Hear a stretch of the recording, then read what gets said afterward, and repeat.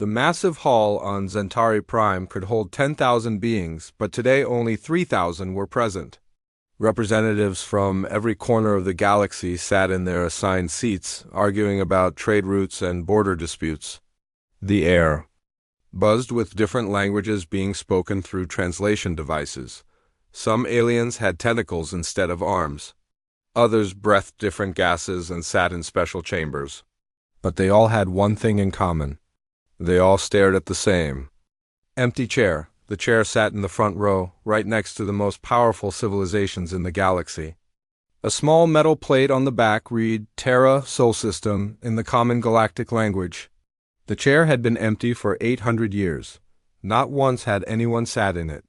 Not once had anyone claimed it. Ambassador Kelthara shifted her 4 arms nervously as she looked at the empty seat again. She was from the Vorthan Empire, one of the oldest and strongest civilizations in the galaxy. Her people had conquered dozens of star systems and controlled vast trade networks. But that empty chair made her feel uneasy every time she saw it. The current debate was about mining rights in the Kepler sector. The Centauri wanted to expand their operations there, but the Haxan Collective claimed the area belonged to them. Both sides had brought their fleets to the border. War seemed likely. The Kepler sector has been neutral space for 200 years, announced the Centauri representative, his voice booming through the hall. We have every right to mine the asteroid fields there. The Haxan delegate stood up quickly, her scaled skin turning a darker shade of green. Your ships entered our territory without permission. This is an act of war. Other delegates began taking sides. Some supported the Centauri. Others backed the Haxan. The debate grew louder and more heated. Threats were made. Weapons were mentioned. It was the same pattern that had led to countless wars throughout galactic history, but something strange happened next. A junior aide rushed into the hall and whispered something to the Centauri representative. The alien's expression changed completely. He looked confused, then worried, then almost frightened.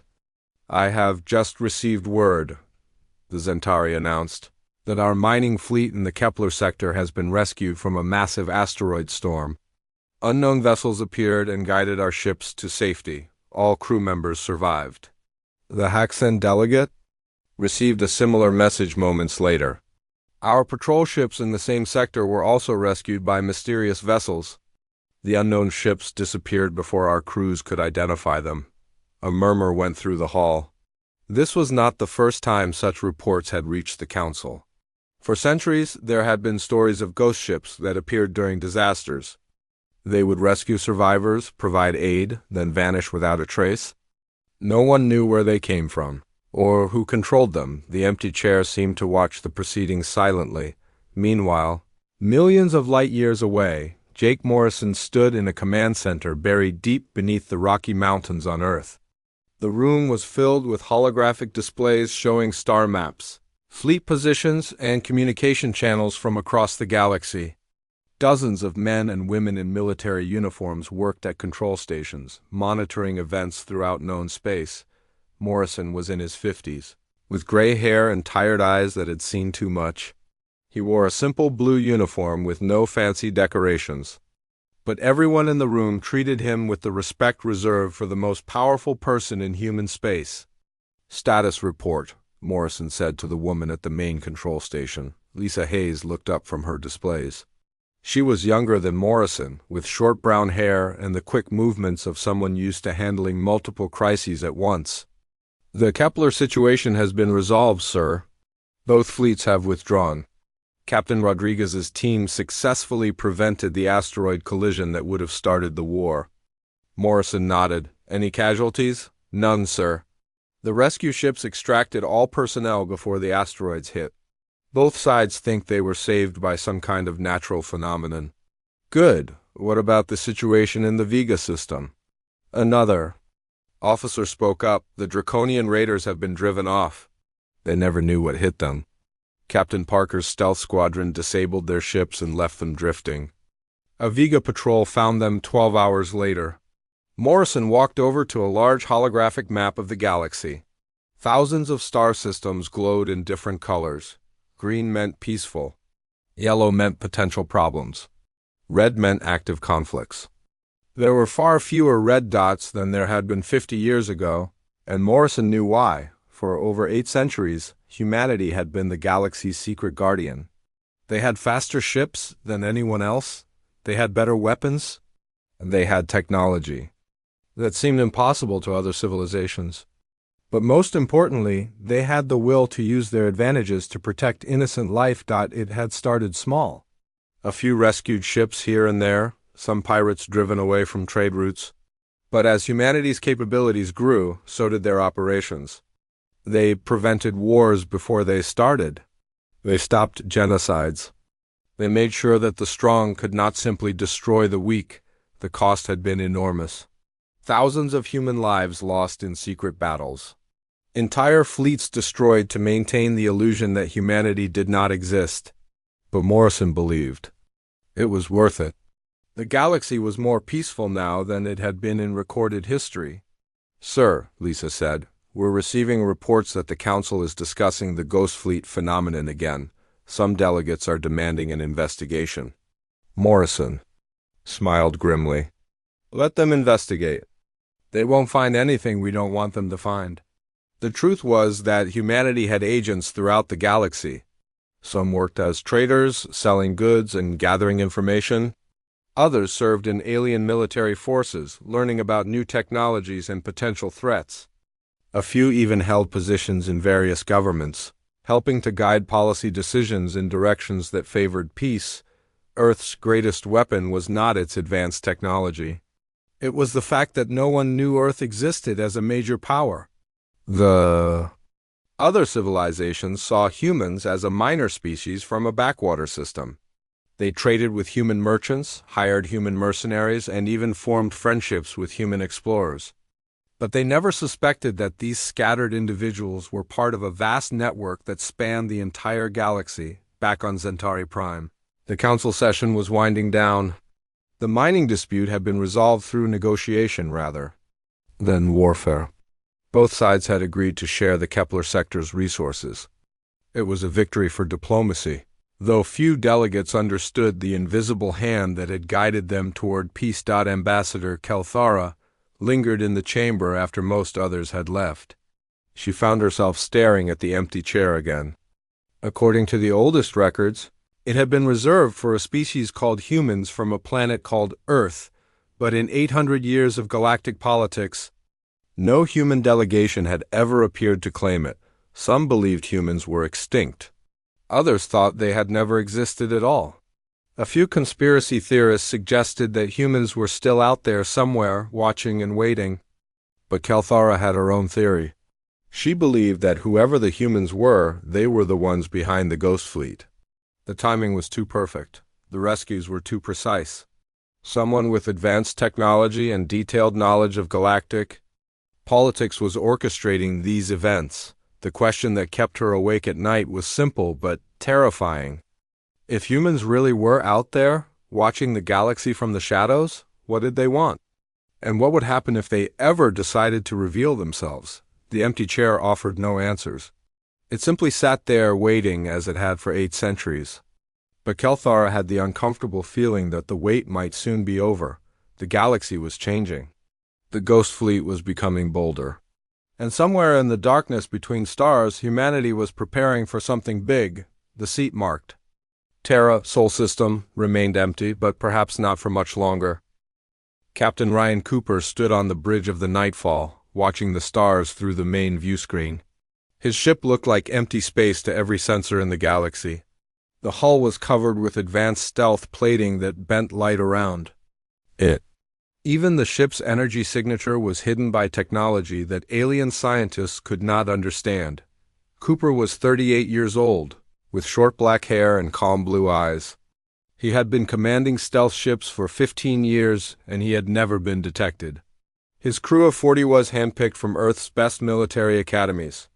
Each person on the ship could speak at least 6 alien languages and had been trained to blend in with dozens of different cultures. "Contact on sensors," announced Maria Santos from her position at the science station. She was 29, with long dark hair tied back in a regulation ponytail. Her fingers moved quickly across the control panel as she analyzed the readings. It's a Cytherian battlecruiser, heavily damaged. Hull breaches on multiple decks. They're venting atmosphere. Cooper studied the tactical display. The Cytherian ship was massive, over 2 kilometers long, but it was clearly in trouble. Scorch marks covered its hull, and several sections were completely destroyed. Emergency beacons were broadcasting distress signals in multiple languages. How many survivors? Cooper asked. Detecting approximately 3,000 life signs, Santos replied. But the ship is breaking apart. They have maybe 6 hours before total structural failure? Cooper nodded. This was exactly the kind of situation that brought the Nightfall out of hiding. The Cytherians were a peaceful species, known throughout the galaxy for their art and philosophy. They had been at war with the Hexen Collective for 3 years, fighting to protect their colonies from invasion. Prepare rescue operations, Cooper ordered. Full humanitarian protocols. I want medical teams ready and cargo bays cleared for survivors. The Nightfall moved silently through space toward the damaged battlecruiser. As they approached, Cooper could see the full extent of the damage. The Cytherian ship had been hit by plasma cannons, the preferred weapon of Hexen warships. Entire sections of the hull were melted away, and debris floated in clouds around the wreck. Hail them on emergency frequencies, Cooper said, the main. Screen flickered, and the face of a Cytherian captain appeared. The alien looked exhausted and desperate. His pale blue skin was marked with burns, and one of his 4 arms hung uselessly at his side. This is Captain Veltar of the battlecruiser. Harmony, the alien said. We have wounded and dying crew members. Our life support is failing. Please, if anyone can hear this message, we need immediate assistance. Cooper activated the communication system, but he kept his image hidden. The Cytherians would hear his voice but never see his face. Captain Veltar, this is the rescue vessel Guardian. We are moving to assist. Prepare your people for emergency evacuation. The Cytherian captain looked confused. Guardian?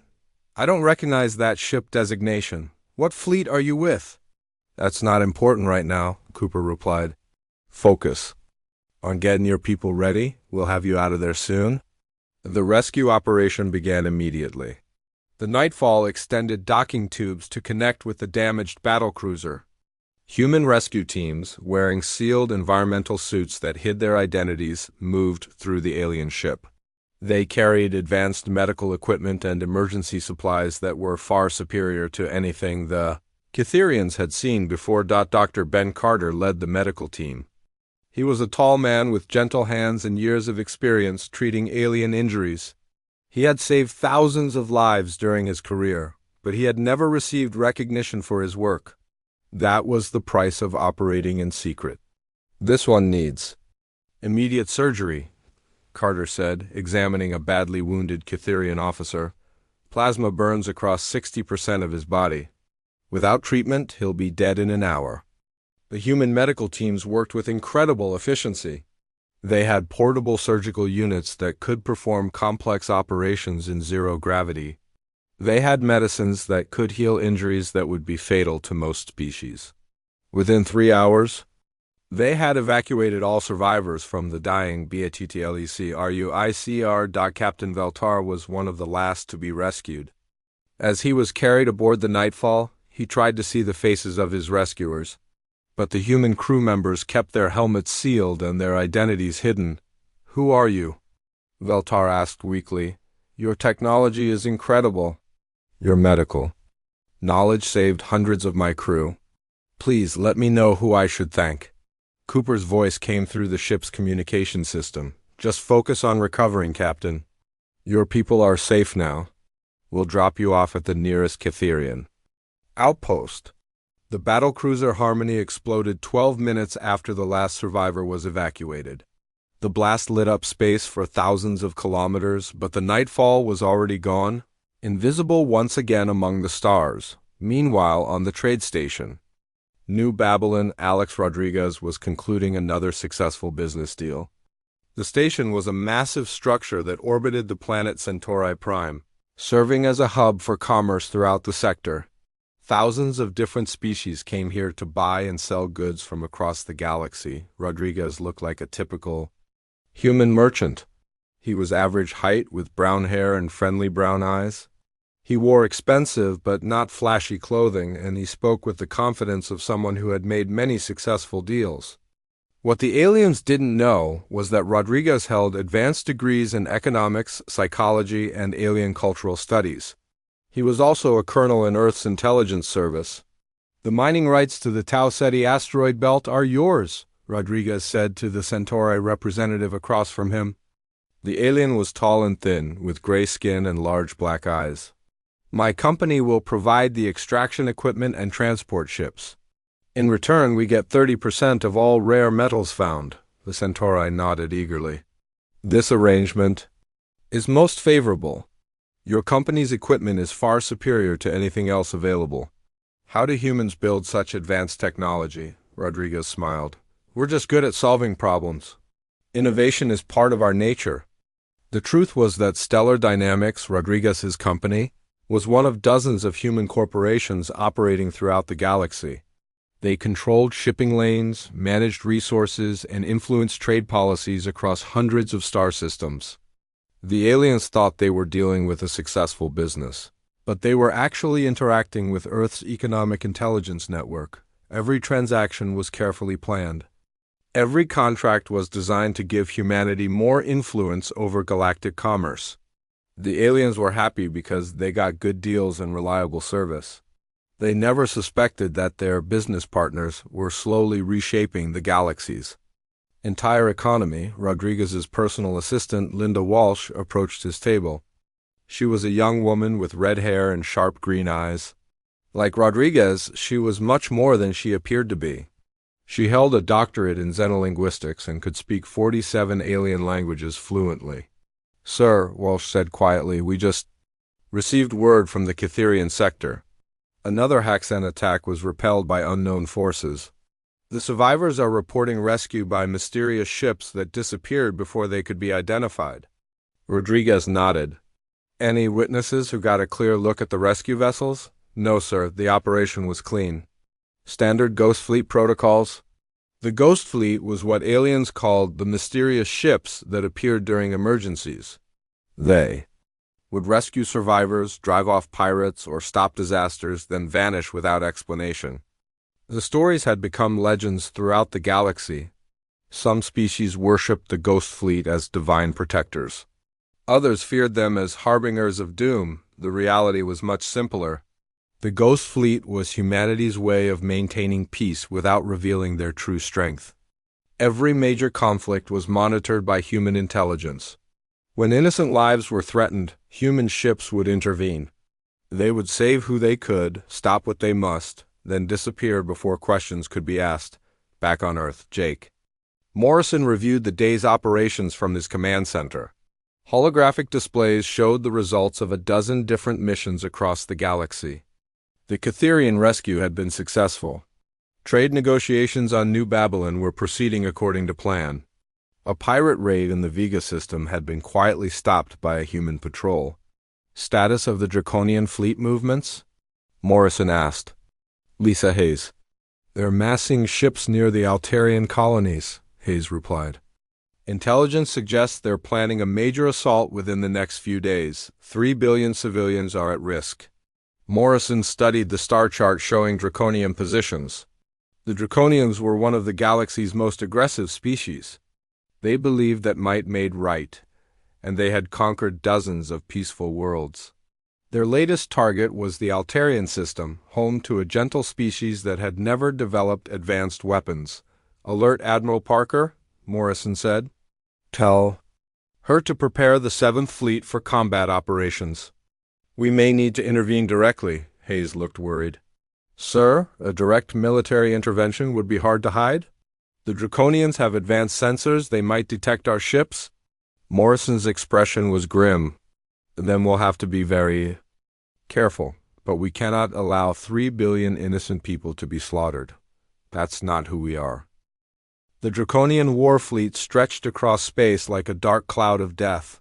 500 massive warships hung in formation near the edge of the Altarian system, their hulls painted with the symbols of conquest. Each ship bristled with plasma, cannons and torpedo launchers. The Draconians had come to destroy, not to conquer. Admiral Crathen stood on the bridge of his flagship, the Destroyer of Worlds. He was a massive creature, nearly 3 meters tall, with thick armor plating that covered his reptilian skin. His yellow eyes burned with the desire for battle. Behind him, his officers prepared for the assault that would add another star system to the Draconian Empire. "All ships report ready for battle," announced his tactical officer. "The Altarian defense fleet consists of only 12 ships. They will be destroyed within the first hour." Crathen smiled, showing rows of sharp teeth. "Begin the attack. Leave no survivors.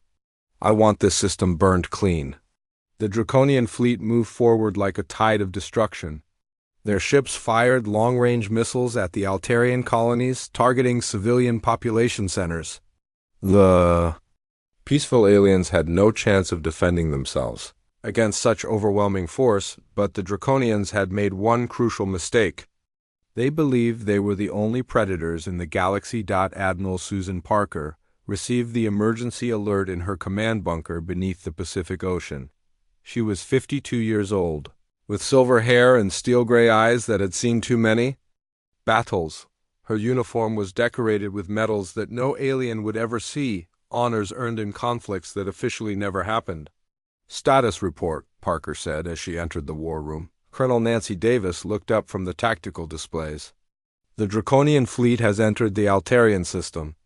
They're targeting civilian populations. First bombardment begins in 40 minutes. Parker studied the holographic battle map. The Altarian colonies were helpless against the Draconian assault. 3 billion innocent people would die unless someone intervened. But a direct military response would expose humanity's true capabilities to the galaxy. Options? Parker asked. "We can deploy the 7th Fleet," Davis replied. "Stealth approach. Hit-and-run tactics. But Admiral, the Draconians have advanced sensors.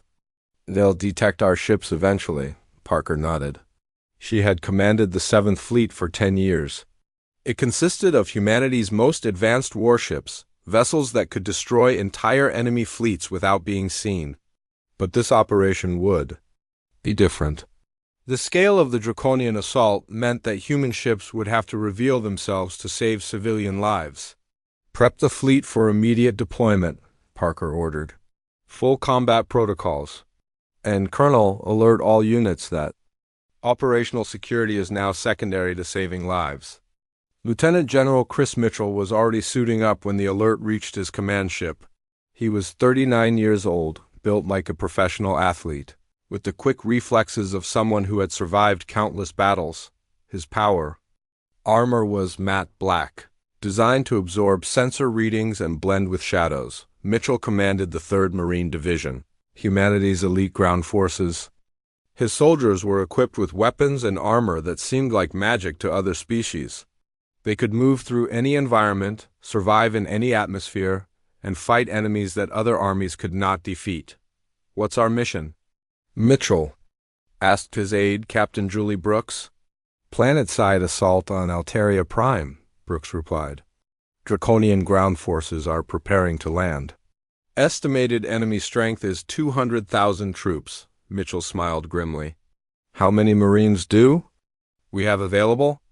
10,000, sir, all volunteers." The odds were 20 to 1 against them, but Mitchell had faced worse. Human soldiers were faster, stronger, and better equipped than any alien military. More importantly, they were fighting to protect innocent lives, not to conquer territory.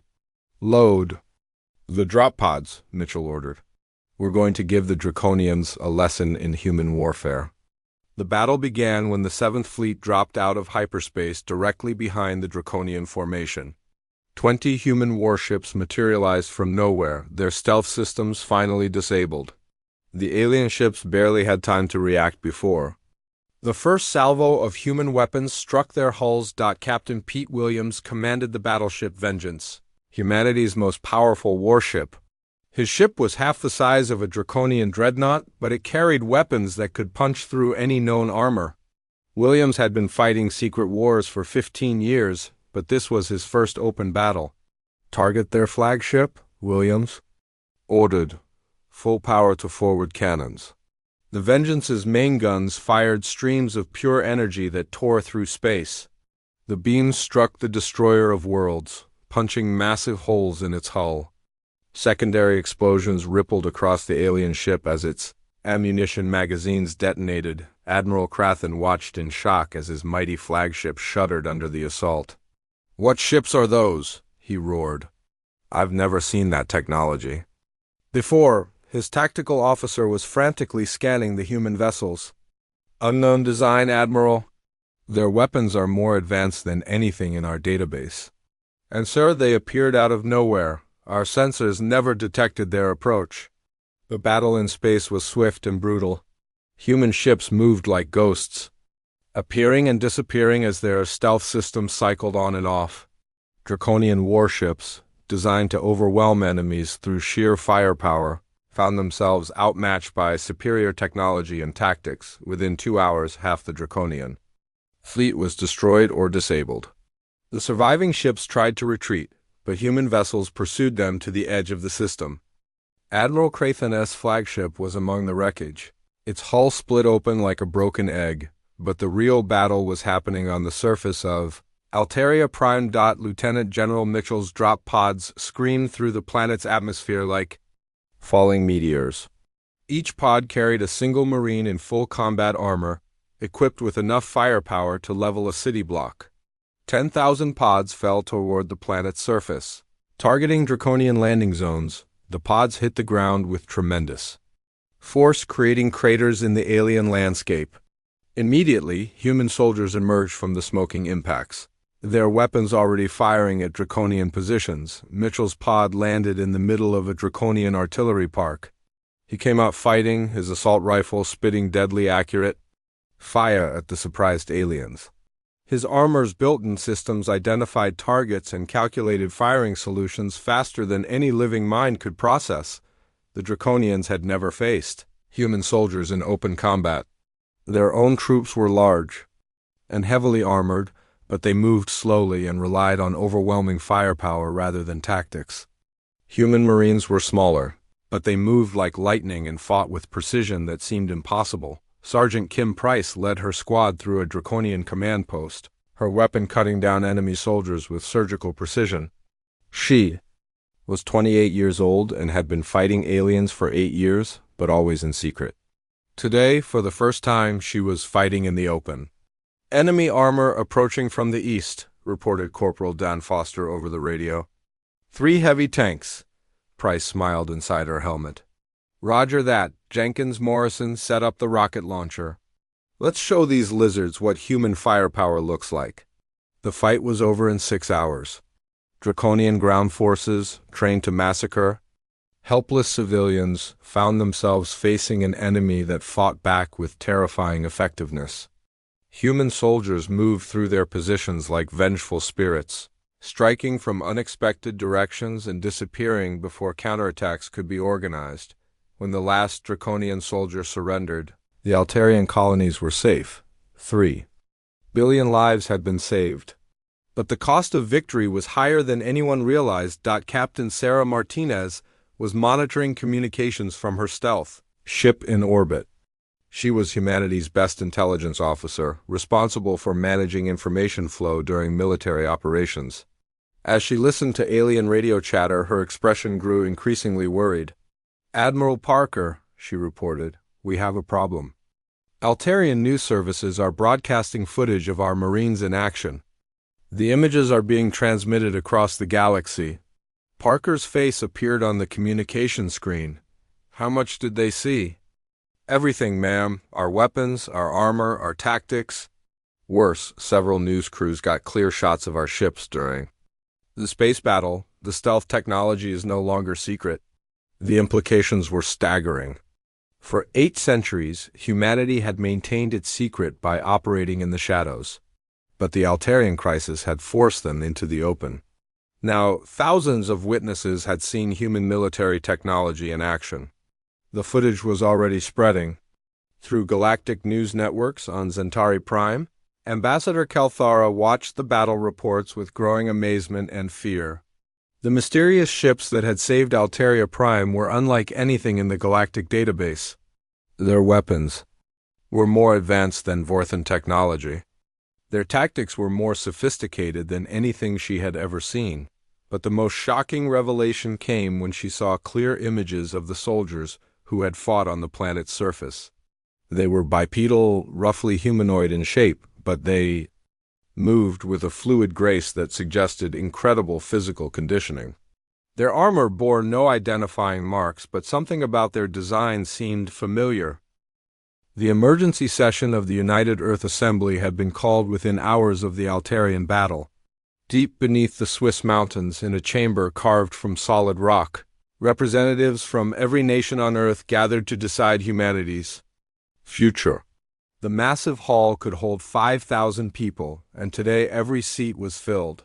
Senator Elena Vasquez stood at the central podium, her hands gripping the edges as she looked out at the assembled delegates. She was 45 years old, with dark hair streaked with early gray and intelligent brown eyes that reflected the weight of the moment. As chairman of the Foreign Relations Committee, she had spent years preparing for this day, though she had hoped it would never come.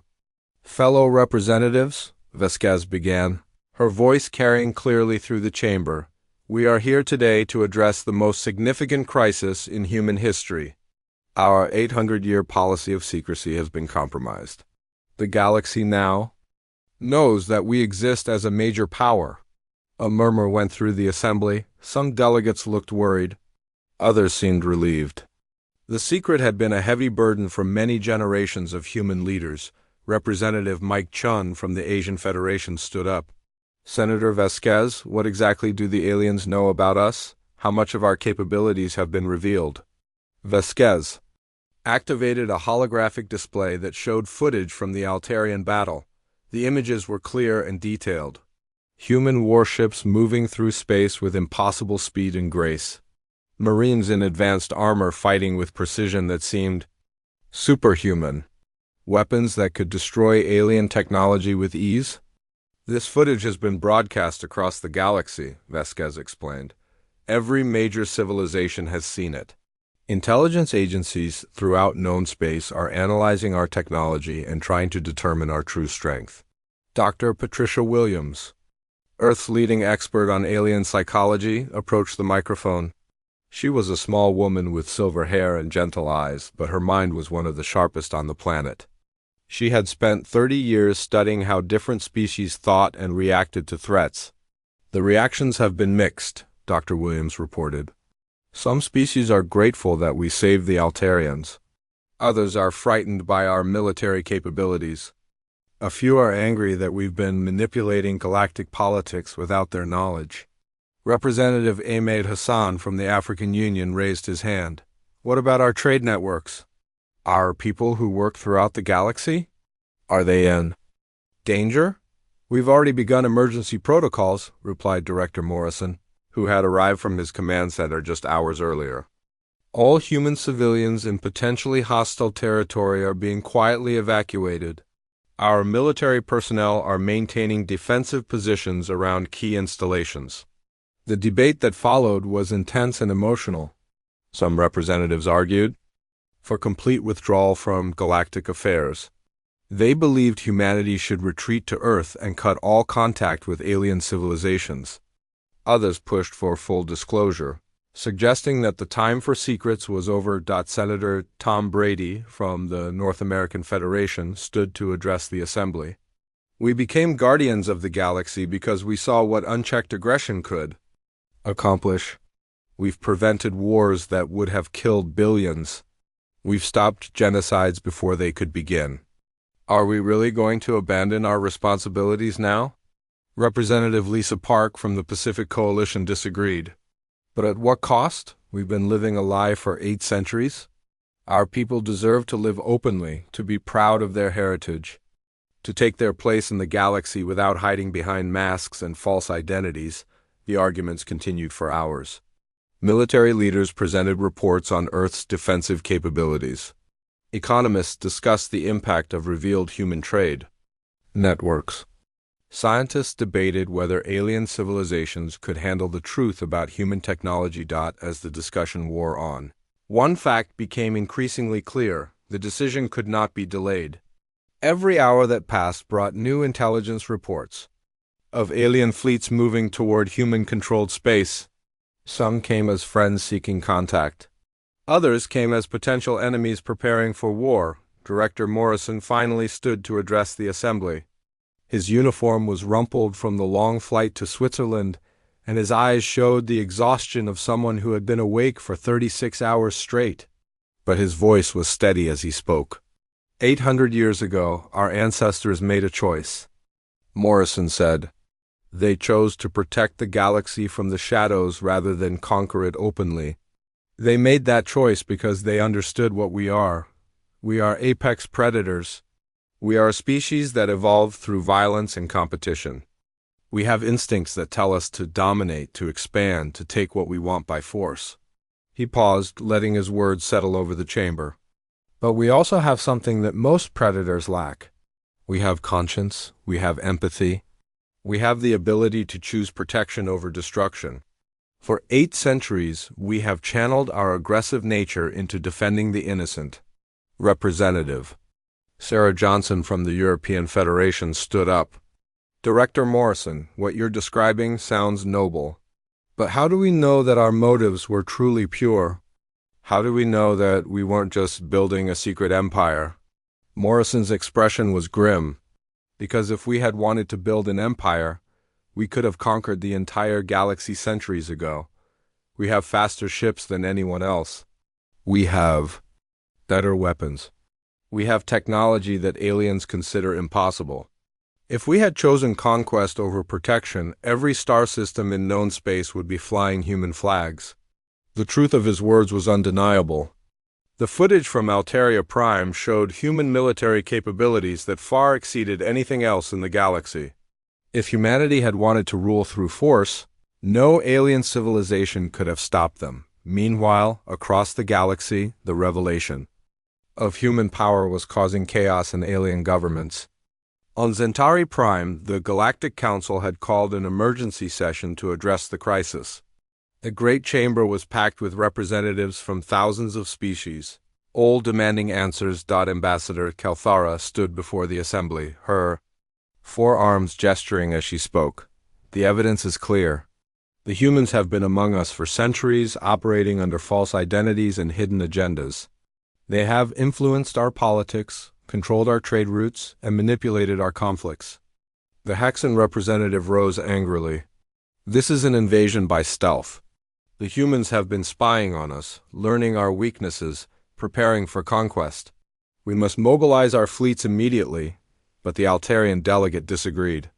The humans saved 3 billion of my people from certain death. They risked exposure to protect innocent lives. How can we call such actions hostile? The debate in the Galactic Council mirrored the one taking place on Earth, but with an added element of fear. Many species had never imagined that there was a civilization in the galaxy with such advanced technology. The implications were staggering. Some aliens wanted to establish diplomatic contact with humanity. Others demanded that human agents throughout the galaxy be arrested as spies. A few species began quietly moving their fleets to defensive positions, preparing for a war they hoped would never come. Back on Earth, the assembly session entered its final phase. The arguments had been made. The evidence had been presented. Now it was time to vote on humanity's future. Senator Vasquez returned to the podium for the final address. We stand at a crossroads, she said. We can retreat to Earth and abandon our role as guardians. We can continue operating in secret, though that option may no longer be viable. Or we can step into the light and reveal ourselves fully to the galaxy. The vote was close, but the decision was clear. By a margin of 53%, the Assembly chose full disclosure. Humanity would reveal itself to the galaxy and claim its place among the stars, but there was one more crucial decision to make. How would they make first contact? How could they explain 8 centuries of secret operations? How could they convince the galaxy that their intentions were peaceful? Director Morrison provided the answer. We go to them directly. We go to the Galactic Council. We take our seat at the table that has been waiting for us for 800 years. Admiral Parker received the orders within an hour of the vote. She was to prepare a diplomatic mission to Centauri Prime. The fleet would be large enough to demonstrate human power, but configured for peaceful contact rather than warfare. As news of the decision spread through Earth's command structure, preparations began for humanity's emergence from the shadows. After 8 centuries of secret guardianship, Earth was ready to claim its place in galactic politics. The empty seat in the Galactic Council would finally be filled. But first, humanity would have to convince the galaxy that their emergence was a reason for hope, not fear. The greatest diplomatic challenge in human history was about to begin. The human fleet arrived at Centauri Prime exactly at noon local time. 50 warships dropped out of hyperspace in perfect formation, their hulls gleaming in the light of the system's twin suns. The ships were unlike anything the galaxy had ever seen before. They moved with fluid grace, their advanced engines producing no visible exhaust or energy signatures. Admiral Kate Henderson stood on the bridge of the flagship Endeavour, watching the alien world grow larger on the main screen. She was 48 years old, with short blonde hair and confident blue eyes that had seen action in dozens of secret conflicts. Today she wore her dress uniform for the first time in years, complete with medals that told the story of humanity's hidden wars. Behind her stood a delegation of Earth's finest diplomats, scientists, and military leaders. Each person had been carefully chosen to represent a different aspect of human civilization. They carried with them the hopes and fears of an entire species stepping into the light after 8 centuries of shadows. "Admiral," reported Captain Jim Foster from the communications station, "Centauri Traffic Control is requesting our intentions. They seem nervous about our fleet size." Henderson smiled slightly. "Tell them that Earth requests permission to dock. Inform them that we believe we have a seat waiting for us in the Galactic Council." The message was transmitted across space in dozens of languages simultaneously. Within minutes, every government in the galaxy knew that the mysterious humans had finally revealed themselves. The species that had remained hidden for 800 years was coming to claim their place at the galactic table. On the surface of Centauri Prime, chaos erupted in the council chambers. Emergency sessions were called. Security forces were mobilized. Some representatives demanded that the human fleet be turned away. Others argued for immediate diplomatic contact. A few species quietly began preparing their own fleets for possible military action. Ambassador Kalthara stood at the center of the storm, her 4 arms gesturing frantically as she tried to maintain order. The revelation that humans were real, powerful, and approaching the planet had shattered centuries of political stability. Every assumption about galactic power structures was being questioned. "The humans must be allowed to address the Council," Kalthara declared. "We have spent 800 years wondering about the empty seat. Now we have the chance to learn the truth." The Haxan representative disagreed violently. "These creatures have been spying on us for centuries. They have manipulated our governments and influenced our decisions without our knowledge. This is an act of war, not diplomacy." But the Altarian delegate stood firmly behind Kalthara. "The humans saved 3 billion of my people from certain death. They risked everything to protect innocent lives. We owe them at least the courtesy of listening to what they have to say." The debate continued for hours while the human fleet waited patiently in orbit. Admiral Henderson had expected resistance, but she was prepared to wait as long as necessary. Humanity had been patient for 8 centuries. They could be patient for a few more hours. Finally, the Galactic Council reached a decision. The humans would be allowed to land and address the assembly. But the session would be broadcast live across the galaxy, and security would be at maximum levels. Every species would hear whatever the humans had to say. The landing shuttle that descended from the human fleet was a masterpiece of engineering. It moved through Centauri Prime's atmosphere without disturbing a single molecule of air around it. The landing was so gentle that observers could barely tell when the craft touched the ground. Admiral Henderson emerged first, followed by her diplomatic team. They wore formal uniforms that clearly marked them as representatives of a powerful military force, but their weapons remained on their ship. This was a mission of peace, not conquest. The walk to the council chambers took 20 minutes through the heart of Zentari Prime's capital city. Thousands of aliens lined the streets, staring in amazement at the humans who had emerged from legend. Some watched with curiosity, others looked fearful. A few seemed angry at the deception that had lasted for centuries. Henderson maintained her composure throughout the journey. She had trained for this moment her entire career, studying alien cultures and preparing for first contact. But nothing could have prepared her for the reality of walking openly among species that humanity had secretly protected for generations. The Galactic Council chamber fell silent as Henderson and her team entered. 3,000 representatives from across the galaxy watched as the humans approached the empty seat that had waited for them for 800 years. The metal nameplate still read Terra, Sol System. In faded letters, Henderson stopped before the empty chair but did not sit down immediately. Instead, she turned to face the assembled delegates, her voice carrying clearly through the vast chamber without any amplification. "Honored representatives," Henderson began. "I am Admiral Kate Henderson of the Terran Defense Initiative. I come before you today to formally claim Earth's seat on this council and to explain why that seat has remained empty for so long." The questions came immediately, shouted from dozens of different sections of the chamber. How long had humans been watching? What was their true military strength? Why had they remained hidden? Were they planning to conquer the galaxy? Henderson raised her hand and the chamber gradually fell silent. "I understand your concerns," she said. "For 800 years we have operated in secret, watching over the galaxy from the shadows. We have prevented wars, protected the innocent, and maintained the balance of power. We never sought recognition or gratitude. We simply did what we believed was right." The Vorthan representative stood up, his voice booming through the chamber. "You speak of protection, but what you describe is manipulation. You have influenced our politics without our consent. You have treated us like children who cannot govern themselves." Henderson nodded calmly. "You are correct. We have influenced galactic politics. We have prevented conflicts before they could begin. We have guided trade negotiations to benefit peaceful species over aggressive ones. We have done these things because we have seen what happens when powerful civilizations are left unchecked." She activated a holographic display that showed statistical data from across the galaxy. "In the 800 years since we began our guardianship, galaxy-wide conflicts have decreased by 70%.